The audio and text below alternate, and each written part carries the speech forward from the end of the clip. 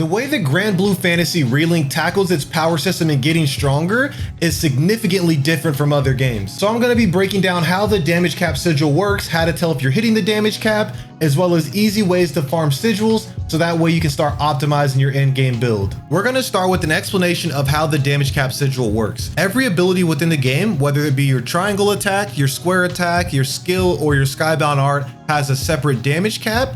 And once you hit that, you're not able to hit higher unless you equip more damage cap sigils.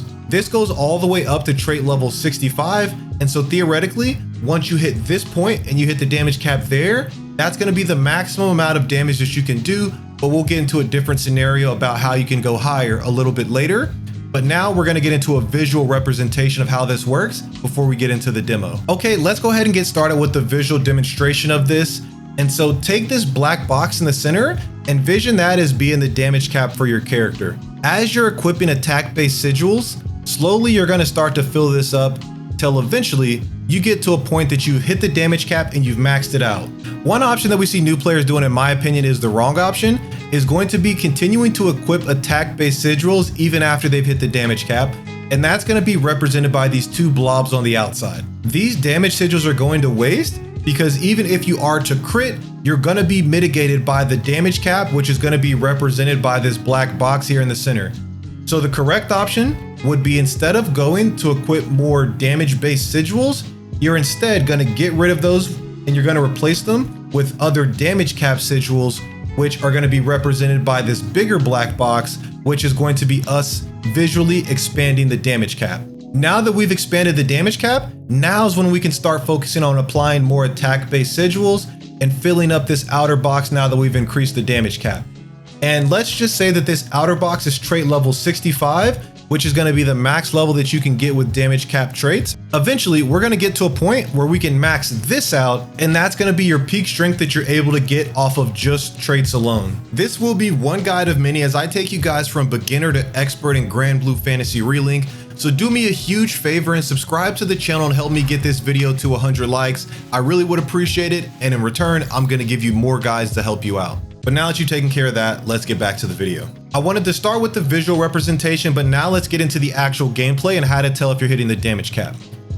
So one thing that you'll start to notice is you'll continuously hit the same attacks over and over, and you're going to see the same number.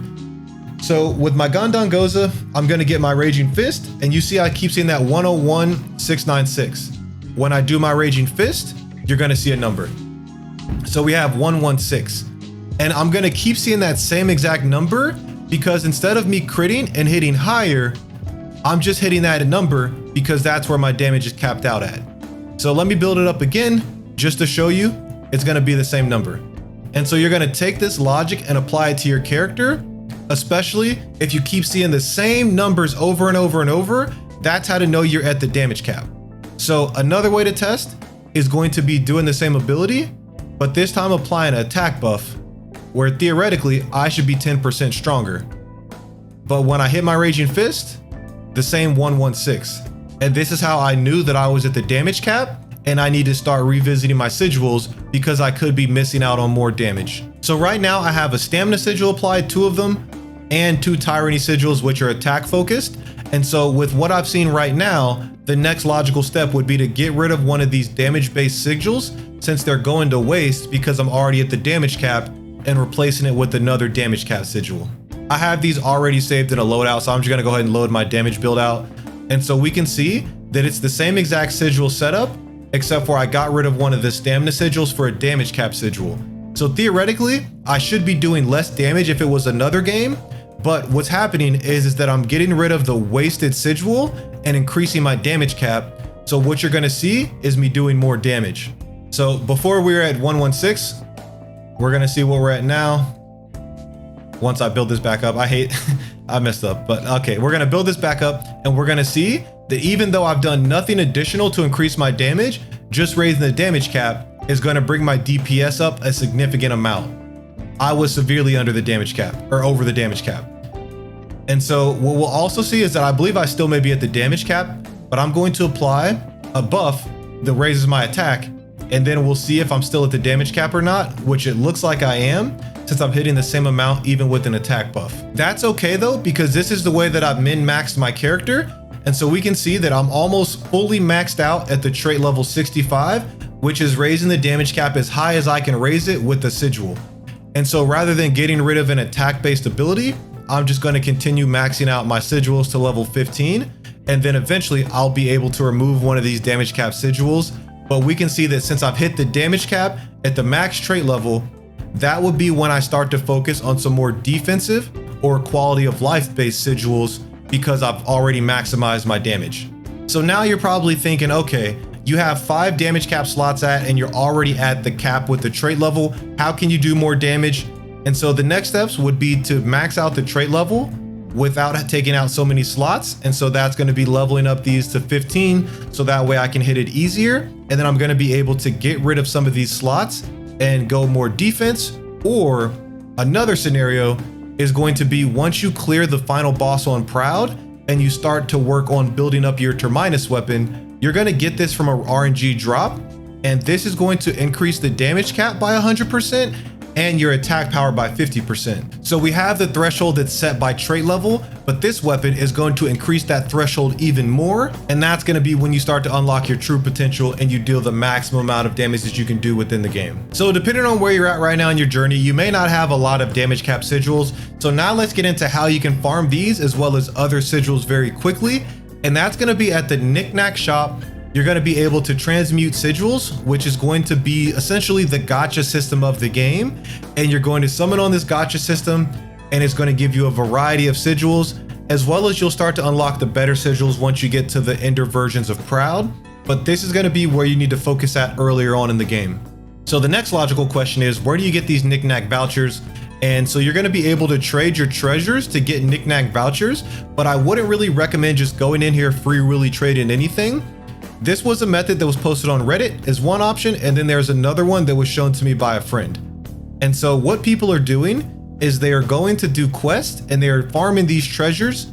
And so we can go to by type, and I believe that's on the survival mode. People are farming this particular quest, the Assault Formation. And if you look in here and we get to the details of what it drops, they're selling their machine units and their high grade scraps to get from running this. This is going to be a great option because not only is it going to give you mastery points, it's also going to help you level up, and you're going to be farming these materials for the Knickknack shop. I believe they said one run gets you about 225 tickets, which is going to allow you to summon on the gacha.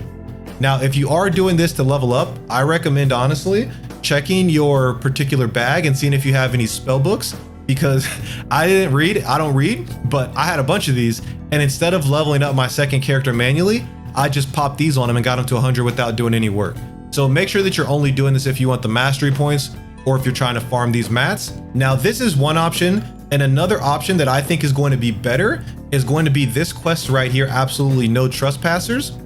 And from this, you're going to farm this, and what you're going to do is you're going to sell your fortitude crystals, small, medium, and large.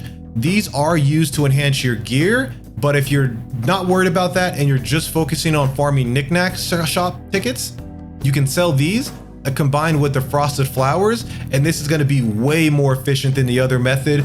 The other method, you're kind of hitting a few birds with one stone just because you're getting the mastery points. But if you're just solely focused on Knickknack vouchers, this is going to be the best way to farm.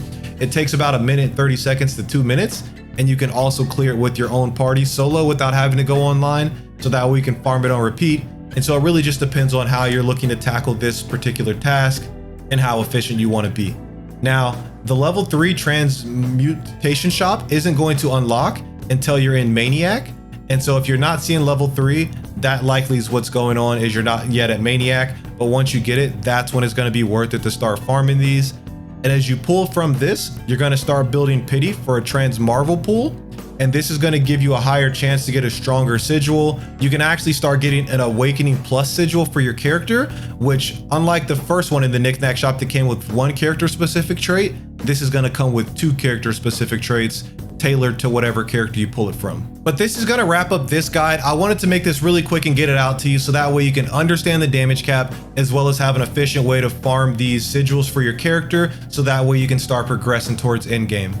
As I mentioned earlier, this is one video of a multi-series guide, so I'll have the playlist linked here with the rest of the videos for you to check out. Thank you for your time, and I'll catch you in the next one.